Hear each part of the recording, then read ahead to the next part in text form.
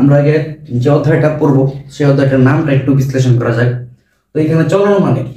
চলন মানে আমরা নর্মালি যে চলাচল করি সেটাই তো চলন। আর অঙ্গ মানে কি?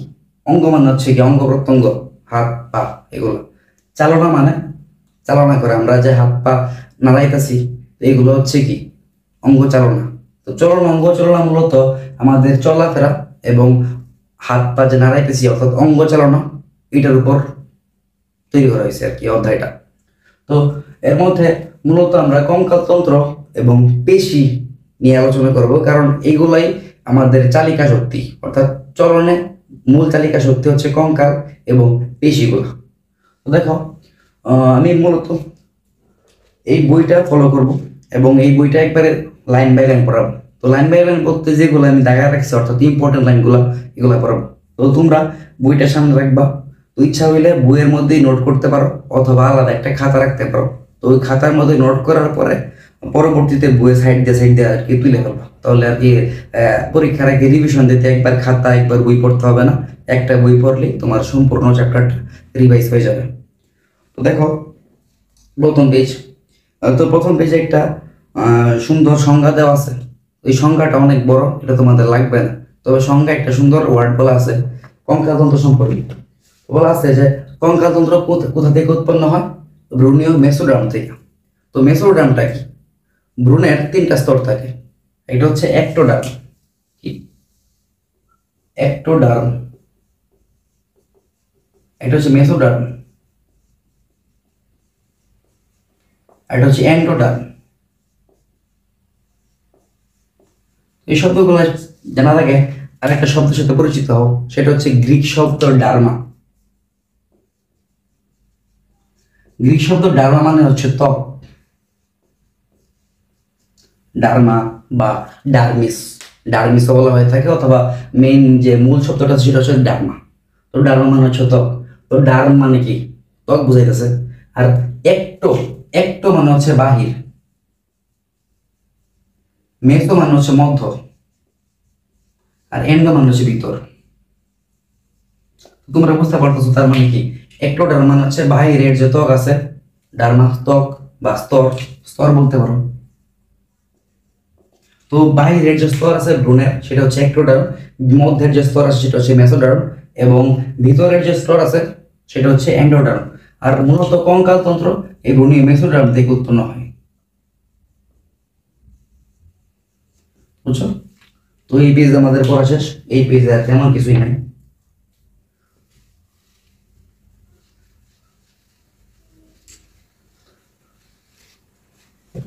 তো দেখো পরবর্তী পেজে যাই। পরবর্তীতে আমাদের কঙ্কালতন্ত্র শ্রেণী বিভাগ আলোচনা করা আছে।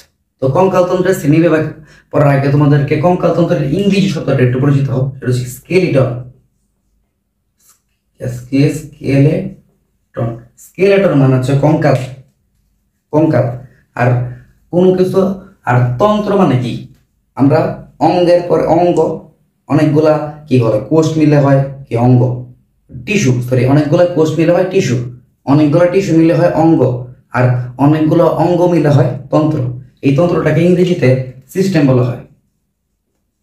সিস্টেম মানে হচ্ছে তন্ত্র। তো স্কেলেটন মানে কি? কঙ্কাল, আর এটা মানে কি? তন্ত্র। তার মানে কঙ্কাল তন্ত্র যদি আমরা বলি তাহলে সেটাকে বলবো আমরা স্কেলেটাল সিস্টেম। Skeletal system. বুঝছো? তার মানে কঙ্কালতন্ত্র ইংরেজি হচ্ছে স্কেলেটাল সিস্টেম। এই কঙ্কালতন্ত্রটা মূলত তিনটা ভাগে বিভক্ত, অর্থাৎ তিনটা প্রকারের স্কেলেটাল সিস্টেম আছে আমাদের। এটা হচ্ছে বহি কঙ্কালতন্ত্র,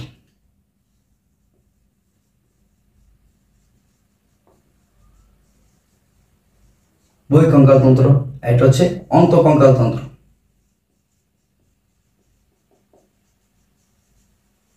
আরেকটা নতুন, এই কঙ্কালতন্ত্রটা অন্তঃকঙ্কালতন্ত্রের মধ্যেই ধরা হয়, তবু কেন জানি আর কি আলাদা একটা প্রকার হিসেবে দেওয়া হয়েছে, সেটা হচ্ছে স্পাঞ্জনিক কঙ্কালতন্ত্র।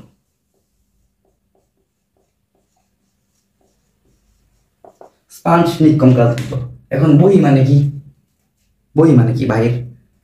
দেখো বহি কঙ্কালতন্ত্র ইংরেজিটা আমরা দেখব। তো বহি মানে হচ্ছে বাহির, আর বাহির আর আরেকটা সব প্রতিশব্দ হচ্ছে এক্সো, মানে ইংরেজি যেটা।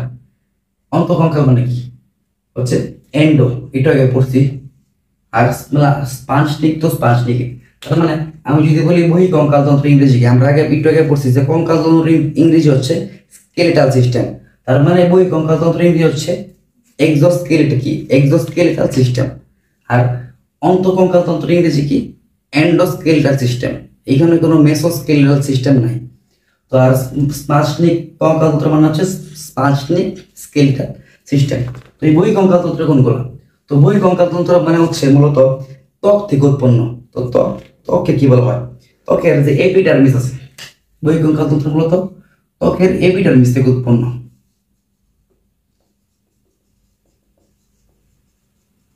ত্বকের এপিডার্মিস মানে হচ্ছে বাইরের স্তর।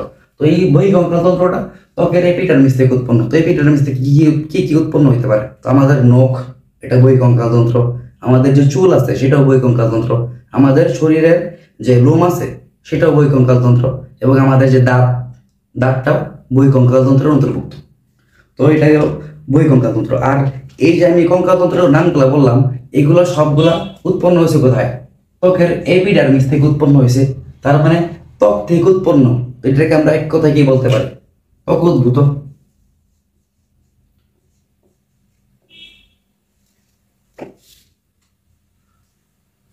ত্বক উদ্ভূত অঙ্গাদি।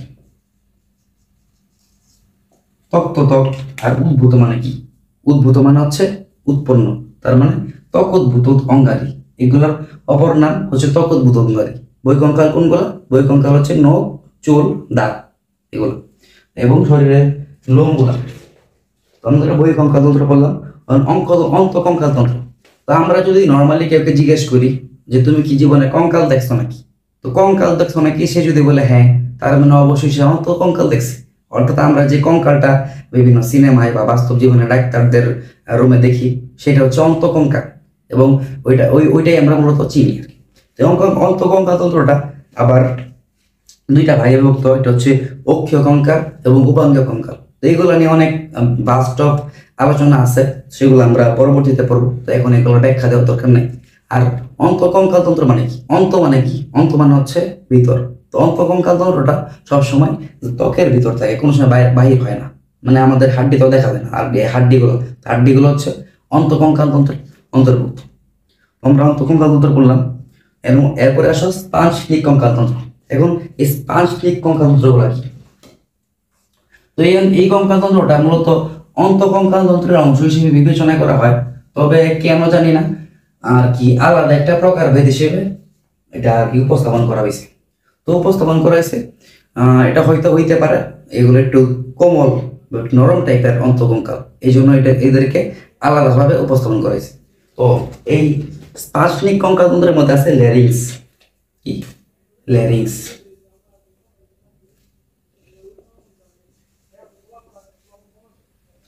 ল্যারিংস। এখন ল্যারিংস মানে কি?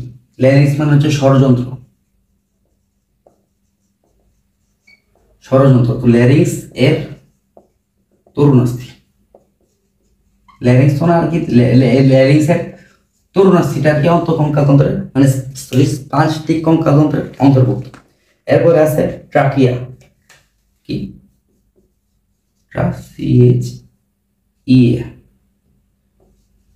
ট্রাকিয়া মানে কি? ট্রাকিয়া মানে হচ্ছে শ্বাসনালী।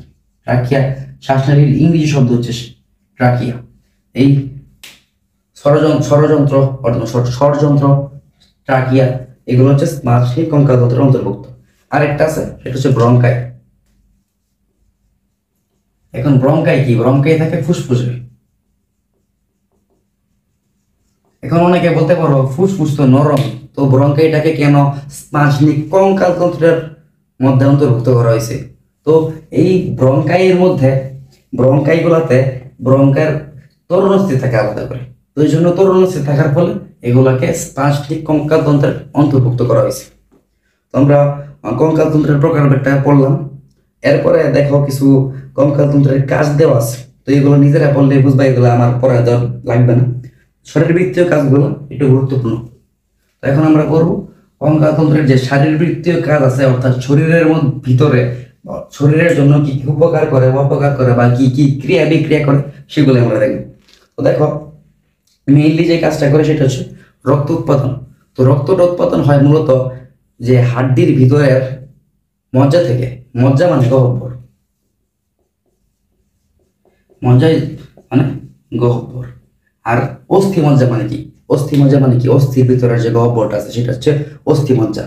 আর লোহিত অস্থি মজ্জা যদি আমি বলি, লোহিত অস্থি মজ্জা তার মানে কি? লোহিত, লোহিত শব্দের অর্থ হচ্ছে লাল।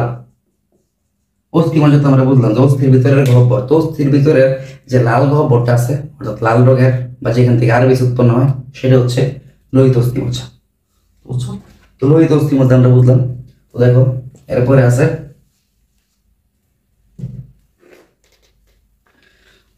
মানুষের রক্ত উৎপাদনের যে প্রধান যে অস্থি মজ্জা সেটা হচ্ছে লোহিত অস্থি মজ্জা। তো লোহিত অস্থি মজ্জার একটা নির্দিষ্ট কোষ থেকে 3 ধরনের রক্তকণিকা উৎপন্ন হয়। সেটা হচ্ছে পিএইচএসসি।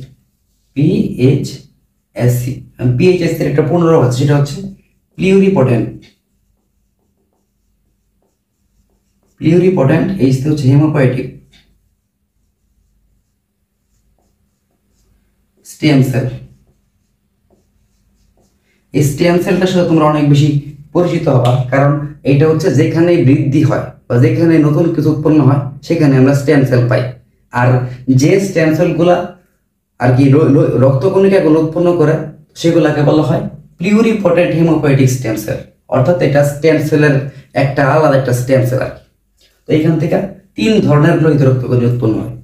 3 ধরনের মানে আরবিসি উৎপন্ন হয়, ডব্লিউবিসি উৎপন্ন হয় এবং প্লেটলেট গুলো উৎপন্ন হয়। দেখো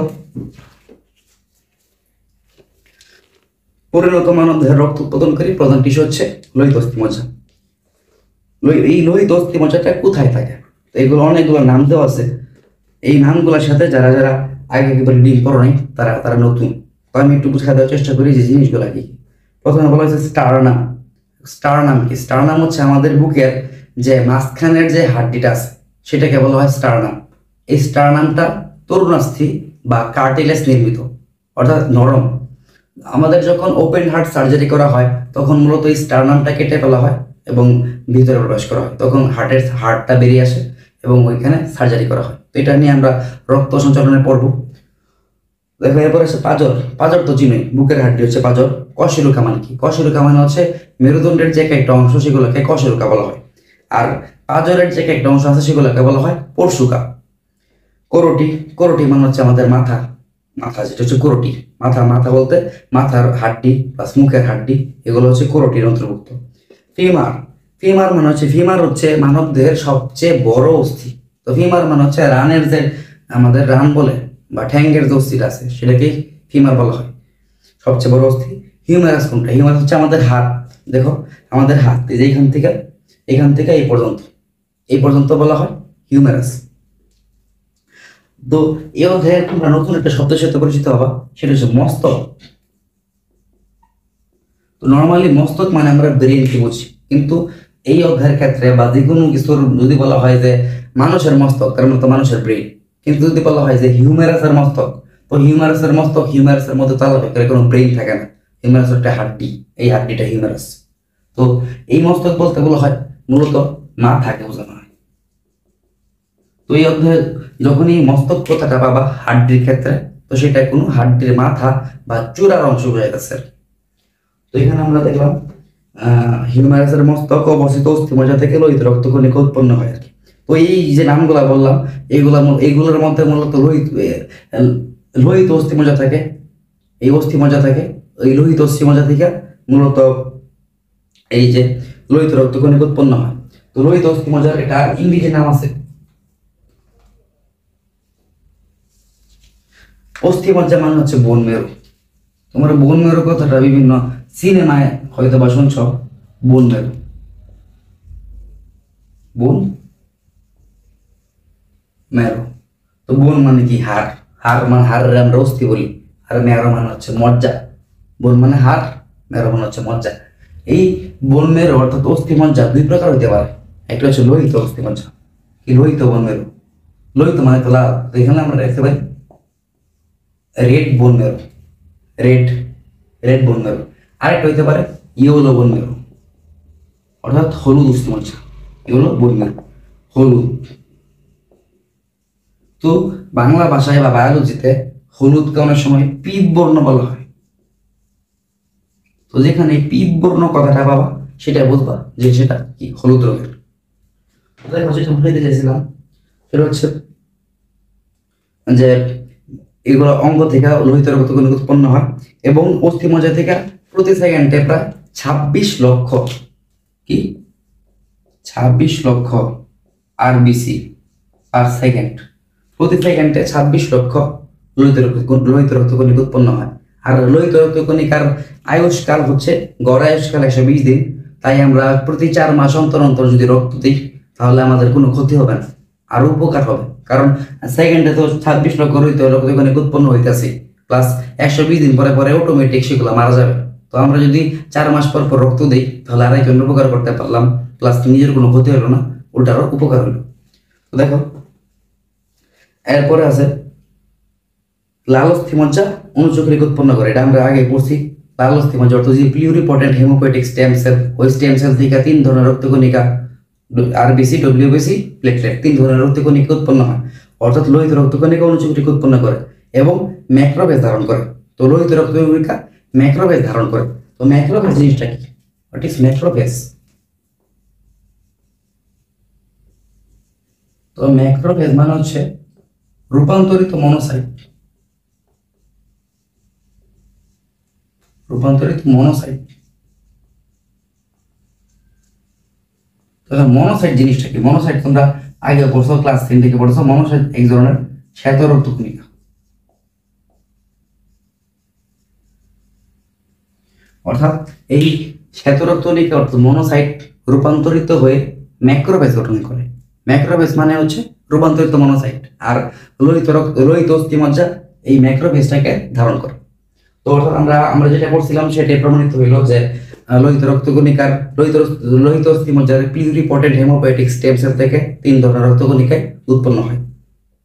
তো দেখো এরপরে এই হাড্ডিগুলা এই অস্থি কঙ্কালতন্ত্র সেটা আবার আমাদেরকে রোগ প্রতিরোধে সাহায্য করে। অস্থির রেটিকুলো এন্ডোথেলিয়াল তন্ত্র রোগ প্রতিরোধ করে। এতটুকু জানলেই চলবে এই ব্যাপারে, এর বাইরে আর নাই। এরপরে আবার আছে হরমোনাল নিয়ন্ত্রণ। তো হরমোন অস্থি থেকে এক ধরনের হরমোন বের হয়। তো হরমোন দ্বারা একটা কাজ হয়। তো সেই কাজটা বোঝার আগে আমাদেরকে বুঝতে হবে যে হরমোনের নামটা এমন কেন হইল। বুঝে ফেলি। তো হরমোনের নামটা হচ্ছে অস্টিওক্যালসিন।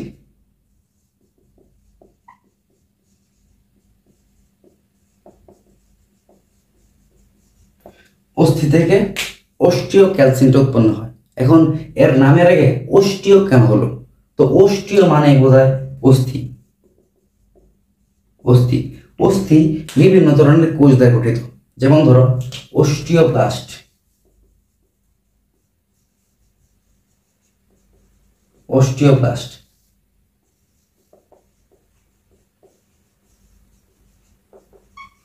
অস্টিওক্লাস্ট, আরেকটা হচ্ছে অস্টিওসাইট।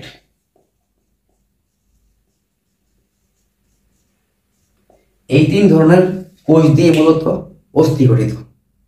আর বায়োলজিতে যে কোনো কিছুর নামের শেষে যদি ব্লাস্ট কথাটা পাও, ব্লাস্ট, ব্লাস্ট মানে হচ্ছে অপরিণত কোষ।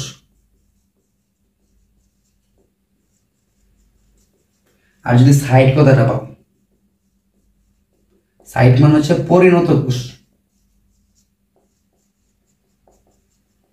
অর্থাৎ ব্লাস্ট থাকলে অপরিণত কোষ আর সাইট থাকলে পরিণত কোষ। তো অস্টিওব্লাস্ট হচ্ছে অপরিণত কোষ আর অস্টিওসাইট মানে হচ্ছে পরিণত কোষ। এই 3 প্রকারের কোষ মিলে অস্থি গঠিত হয়। তো এইগুলোর নামের একটা কমন নাম কি? অস্টিও। অস্টিও। তো যেহেতু অস্টিও মানে অস্থি, তার মানে অস্থি থেকে যে হরমোন বের হয় এই হরমোনটাকে বলা হয় অস্টিওক্যালসিন। এখন এই হরমোনটা কি কাজ করে? সেটা হচ্ছে রক্তে চিনি নিয়ন্ত্রণ করে,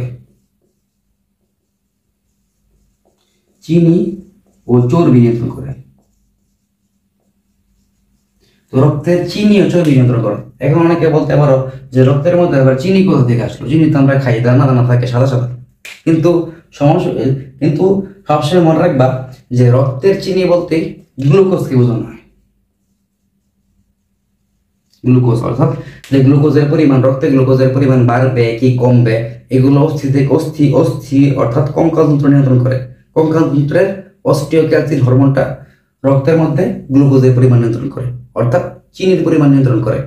তো এখন দেখো আরেকটা জিনিস নিয়ন্ত্রণ করে, সেটা হচ্ছে চর্বি। এখন চর্বি মানে কি? চর্বি বলতে মূলত এখানে লিপিড কি বোঝানো হয়েছে। লিপিড, বিভিন্ন প্রকারের লিপিড আমাদের রক্তে থাকে। যেমন ধরো কোলেস্টেরল, এটা একটা লিপিড অর্থাৎ চর্বি। LDL, SDL, low density lipoprotein, high density lipoprotein. Lipoprotein মানে কি? লিপিড প্লাস প্রোটিন একসাথে হয়ে যে যৌগ গঠন করে সেটাকে বলা হয় লিপোপ্রোটিন। তো লিপোপ্রোটিন অর্থাৎ লিপোপ্রোটিনের মধ্যে লিপিড আছে, তো সেটাও কি এই অস্টিওক্যালসিন হরমোনটা নিয়ন্ত্রণ করে, বুঝছো? আবার ট্রাইগ্লিসারাইড থাকতে পারে। ট্রাইগ্লিসারাইড এক ধরনের লিপিড। তো এইগুলার যে নিয়ন্ত্রণ রক্তের মধ্যে, এগুলা অস্টিওক্যালসিন করে। অস্টিওক্যালসিন অস্থি থেকে বের হয়, এই জন্য এইটাকে অস্টিওক্যালসিন বলা হয়। অস্টিও মানে হচ্ছে অস্থি। তো দেখো আমরা অস্টিওক্যালসিন বললাম। এরপরে আসো রাসায়নিক শক্তি। তো আমাদের ছোটবেলায় সবগুলা বেশিরভাগ আমাদের হাড্ডিগুলোতে লোহিত অস্থিমজ্জা থাকে। তখন আমাদের আরবিসির খুবই প্রয়োজন হয়, রক্ত বেশি প্রয়োজন হয়। তো এই জন্য লোহিত অস্থিমজ্জা থাকে। কিন্তু যতই বয়স বাড়তে থাকে তখন আমাদের যে লোহিত অস্থিমজ্জাটা পিত অস্থিমজ্জায় পরিণত হয়। তো আমি একটু আগে বুঝাইছিলাম যে লোহিত অস্থিমজ্জা কি আর পিত অস্থিমজ্জা কি। পিত অস্থিমজ্জা মানে হচ্ছে কি হলুদ যে অস্থিমজ্জাটা আছে সেটা। এখন লোহিত অস্থিমজ্জার মধ্যে তো লোহিত রক্তকণিক উৎপন্ন হয়। আর পিত অস্থিমজ্জার মধ্যে কি উৎপন্ন হয়, বা পিত অস্থিমজ্জার মধ্যে থাকি বা কি? দেখো এই পিত অস্থিমজ্জার মধ্যে থাকে মূলত adipose tissue, adipose cell. Adipose সেলটা কি? আবার অ্যাডিপোজ সেল, অনেকগুলো অ্যাডিপোজ সেল মিলে গঠিত হয় অ্যাডিপোজ টিস্যু।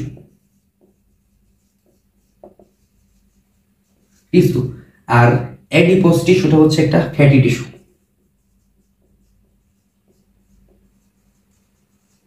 ফ্যাটি টিস্যু মানে কি?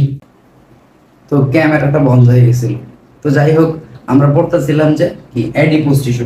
অ্যাডিপোজ টিস্যু একটা ফ্যাটি টিস্যু। এই ফ্যাটি টিস্যুটা আমরা নর্মালি খাই। কিভাবে খাই? আমরা হালিম খাই, নেহারি খাই। তো এখানে যে হাড্ডির ভিতরের সুস্বাদু অংশটুকু, সেটাই মূলত অ্যাডিপোজ টিস্যু।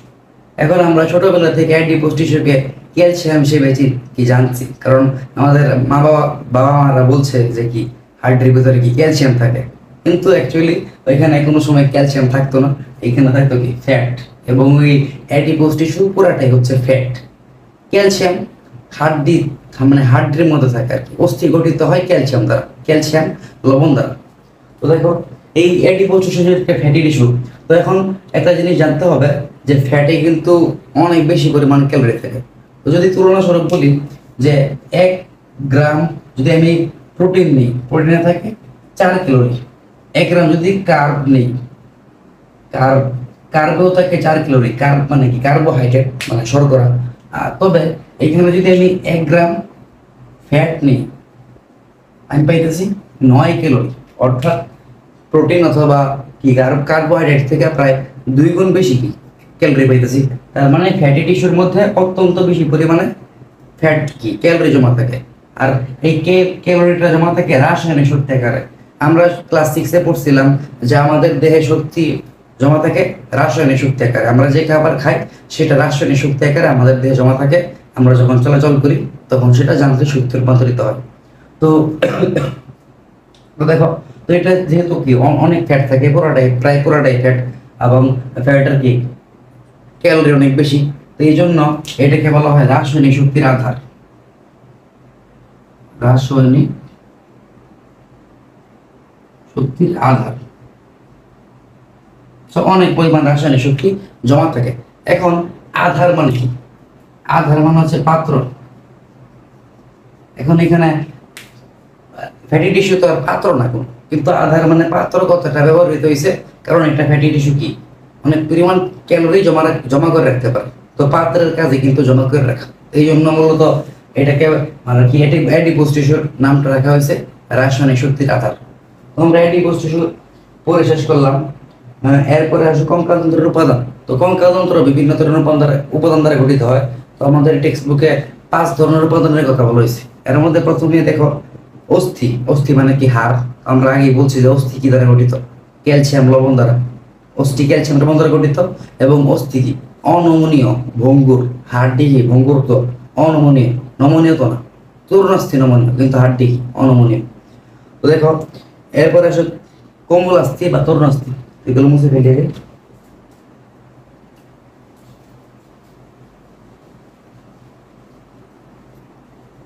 তো তরুণাস্থি বা কোমলাস্থি বা নরম অস্থি, এটার ইংরেজি নাম আছে কার্টিলেজ। কার্টিলেজ এটাকে আবার কন্ড্রিনও বলা যায়, কন্ড্রিন কন্ড্রিন। তো তোমরা প্রথম অধ্যায় পড়ছো জুলজির প্রাণীর বিভিন্ন শ্রেণীবিন্যাস, ওইখানে একটা মাছের প্রজাতি ছিল, নাম ছিল কন্ড্রিকথিস। তো কন্ড্রো কথাটা আছে, কন্ড্রো কথাটা যেটা পাবে কন্ড্রো, কন্ড্রো কথাটা থাকলেই বা কন্ড্রিন কথাটা থাকলেই বুঝবো এখানে কি তরুণাস্থি আছে বা কার্টিলেজ আছে। তো আমরা যেটা পড়ছিলাম যে ওই মাছের প্রজাতি কন্ড্রিকথিস, ওইটা সম্পূর্ণ দেহে কোনো মানে শক্ত অস্থি থাকে না, সবগুলো অস্থি তরুণাস্থি। তো কন্ড্রিন কথাটা আমরা বুঝতে পারলাম, অর্থাৎ তরুণাস্থি কার্টিলেজ, ইংরেজি নাম কার্টিলেজ, এটাকে বলা হয় কন্ড্রিনও বলা হয়। তো এই তরুণাস্থিটা কি হয়, কোমলাস্থি কঙ্কালতন্ত্র অবস্থিত এক ধরনের দৃঢ়। তো দৃঢ় অথচ নমনীয়। তো দৃঢ় অথচ নমনীয় মানে কি? তো দেখো একটা উদাহরণ দেখাই, কোথায় গেল স্কেলটা পাইতেছি না। আচ্ছা থাক, এটাই দেখো এই স্কেল, আমরা খুঁজছিলাম রাবারের স্কেলটা খুঁজছিলাম, কোথায় রাখছি। আচ্ছা থাক, দেখো এটা কিন্তু দৃঢ়, এটা দৃঢ় বস্তু স্টিলের। এটাকে আমি কিন্তু যদি চাপ দিই, এটা কিন্তু রাবারের মতো কি হয় না, মানে ডেবে পড়ে না, কিন্তু এটাকে কিন্তু ভাগাইতে পারি, অর্থাৎ কি দৃঢ় কিন্তু এটা কি নমনীয়।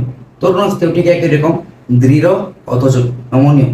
তো তরুণাস্থি হলো নমনীয়, দৃঢ় অথচ নমনীয়। যোজক টিস্যু অর্থাৎ যোজক টিস্যু অর্থাৎ কানেক্টিভ টিস্যু, এগুলো কানেক্ট করে রাখে একটা অঙ্গের সাথে আরেকটা অঙ্গের সাথে। এই টিস্যুতে কন্ডিন নামক থাকে, কন্ডিন নামক একটা পদার্থ থাকে, কন্ডিন। কন্ডিনটা মূলত একটা ম্যাট্রিক্স। ম্যাট্রিক্সটা কি? ম্যাট্রিক্স হচ্ছে যে ধারণ করে, এটা কিন্তু ম্যাথের ম্যাট্রিক্স না, ম্যাট্রিক্স হচ্ছে ধারণ করে। ম্যাট্রিক্স কি ধারণ করে? আনুষঙ্গিক যা কিছু আছে সবকিছু যে ধারণ করে তাকে বলা হয় ম্যাট্রিক্স। আর এই টিস্যু তার তরুণাস্থিতে কন্ডিন নামক ঈষদচ্ছ স্থিতিস্থাপক ম্যাট্রিক্সে, ঈষদচ্ছ স্থিতিস্থাপক ম্যাট্রিক্স অর্থাৎ কন্ডিন একটা ম্যাট্রিক্স। এখন প্রশ্ন হলো ঈষদচ্ছ মানে কি? দেখি ঈষদচ্ছ মানে, ঈষদচ্ছ মানে হচ্ছে কি অস্বচ্ছ, অস্বচ্ছ বা ঘোলাটে, মানে পরিষ্কার না যেটা। তো ঈষদচ্ছ স্থিতিস্থাপক তো বুঝলাম ম্যাট্রিক্স। এই তরুণাস্থি কোষগুলো, তরুণাস্থি কোষ, তরুণাস্থি মানে কি আমরা পড়ছিলাম কি কন্ড্রিন। তাহলে তরুণাস্থি কোষ কি হবে অনুমান করো, সেটা হবে কন্ড্রোসাইট, কন্ড্রোসাইট। তো তরুণাস্থি কোষ মানে হচ্ছে কন্ড্রোসাইট। আর ইতস্তত মানে কি? ইতস্তত ছড়িয়ে পড়ে, ইতস্তত মানে হচ্ছে ইতস্তত, ইতস্তত মানে সমানভাবে। তো আমরা ওয়ার্ডগুলোর মিনিং বুঝলাম, এখন আমরা লাইনটা পড়ার চেষ্টা করি যে এই টিস্যুতে কন্ডিন নামক ঈষদচ্ছ স্থিতিস্থাপক ম্যাট্রিক্সে তরুণাস্থি কোষগুলো ইতস্তত ছড়িয়ে থাকে। অর্থাৎ তরুণাস্থির মধ্যে যে কন্ড্রোসাইটগুলো আছে, কন্ড্রিনের মধ্যে যে কন্ড্রোসাইটগুলো আছে ওইগুলা কন্ড্রিন নামক ম্যাট্রিক্সের মধ্যে সমানভাবে ছড়িয়ে থাকে। এটা আমরা বুঝতে পারলাম। তো তরুণাস্থি শেষ, তোমরা যতটুকু শিখে থাকি। পরবর্তীতে অনেক এটা নিয়ে অনেক বিস্তারিত আলোচনা আছে, আলাদা একটা অংশ আছে অধ্যায়ের, মানে তরুণাস্থি নিয়ে, কার্টিলেজ নিয়ে, মাংস নিয়ে একটা অংশ আছে। তো ওইগুলো আমরা ধীরে ধীরে করবো, এখন আমরা জাস্ট পরিচিত হয়েছি। তো তরুণাস্থির পরে আমরা একটা কনফিউজিং টপিকের সাথে পরিচিত হবো, যেটা আমি শিখার পরে প্যাচ লাগাই হবে এবং অনেকেই প্যাচ লাগাই হবে। তো একটা ট্রিকের মাধ্যমে আমরা একটা মনে রাখার চেষ্টা করবো, সেটা হচ্ছে যে কি বলে অর্থী লিগামেন্ট আর টেন্ডন নিয়ে পড়াশোনা করবো আর কি। পেস লাগিয়ে হচ্ছিলাম, সরি। দেখি রেকর্ডিং কি হইতেছে? একবার তো বন্ধ হয়ে গেছিল। হ্যাঁ হ্যাঁ হইতেছে, দেখা যায়, ঠিক আছে, কাটলাম না। তো দেখো এখন আমরা পড়বো লিগামেন্ট এবং টেন্ডন। তো লিগামেন্টকে আমি লিখি লিগামেন্ট, আবার লিখি টেন্ডন। তো দেখো এখানে অক্ষর কয়টা? অক্ষর কয়টা? 1 2 3 4 5 6 7 8, 8টা। এখানে অক্ষর কয়টা? 6টা। অক্ষর 8টা, অক্ষর 6টা। এটা জাস্ট একটা ট্রিক আমি আর কি নিজে বানাইছি মনে রাখার জন্য, যাতে কনফিউজ পেস না লাগে, এই দুটোর কাজটা একটু পেস লাগে। তো দেখো এখানে কই 8টা, অর্থাৎ কি বেশি, কি বেশি। আর যার বেশি সে কি শক্তিশালী, কি কম। কম বলতে আর কি লিগামেন্টের তুলনায় কি অক্ষরের সংখ্যা কম। কম মানে কি কম শক্তিশালী।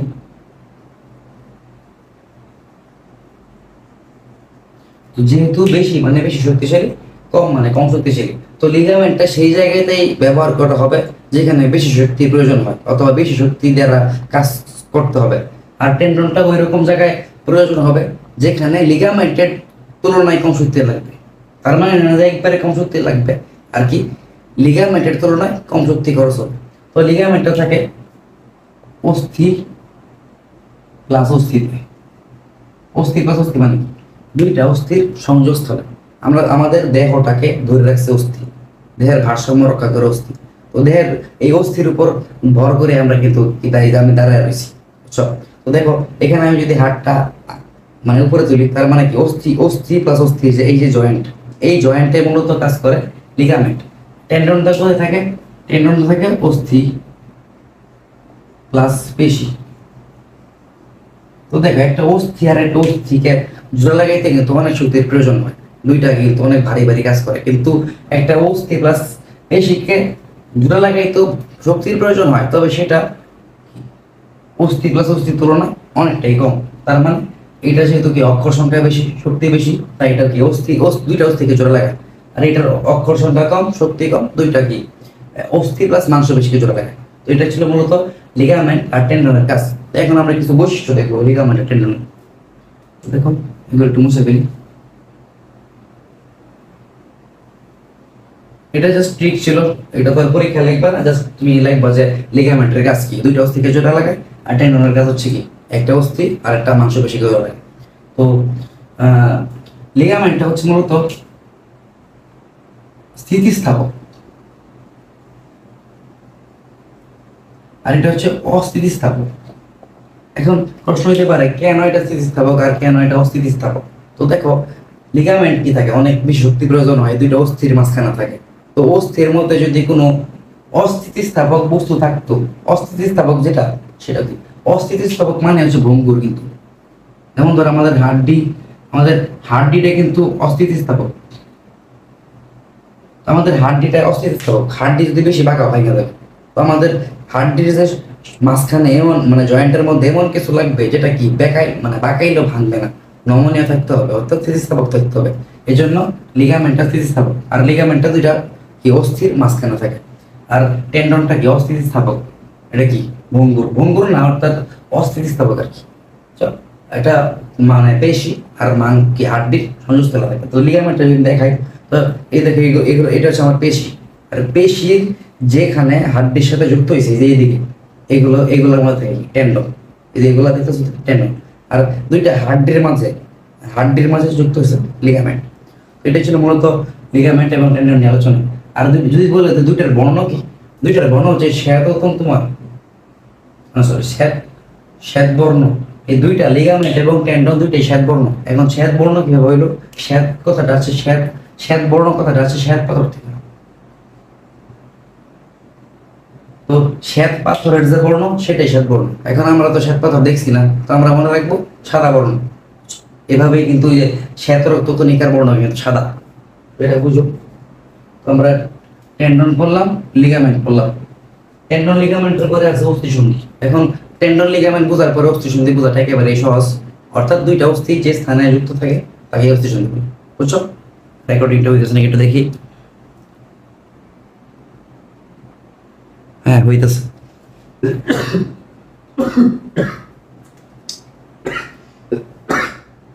দেখো, অস্থি শ্রেণীবিভাগ করার আগে আমরা একটা তথ্য জানি, সেটা হচ্ছে যে আমাদের শিশু অবস্থায় আমাদের 300টা হাড্ডি থাকে, কিন্তু প্রাপ্তবয়স্ক অবস্থায় থাকে 206টা। এখন এটা কেন? শিশু অবস্থায় আমাদের অনেক ছোট ছোট হাড্ডি থাকে, তো যত আমাদের বয়স বাড়ে তত ওই হাড্ডিগুলো পরস্পরের সাথে যুক্ত হইতে থাকে। তো এইভাবে যুক্ত হইতে কি, 2টা হাড্ডি ছিল পরে যুক্ত হয়ে গেছে, তো 2টা হাড্ডি যুক্ত হয়ে কি হয়ে গেছে, একটা হাড্ডি হয়ে গেছে, তার মানে কি হাড্ডির সংখ্যা কমছে। তো এইভাবে 300 থেকে কমতে কমতে 206 পর্যন্ত আসে প্রাপ্তবয়স্ক অবস্থায়। এর বেশি কমে না, এর বেশি যদি কেউ কম থাকে সেটা হচ্ছে অ্যাবনর্মাল থাকে। নর্মাল কেসে 206 পর্যন্ত থাকে।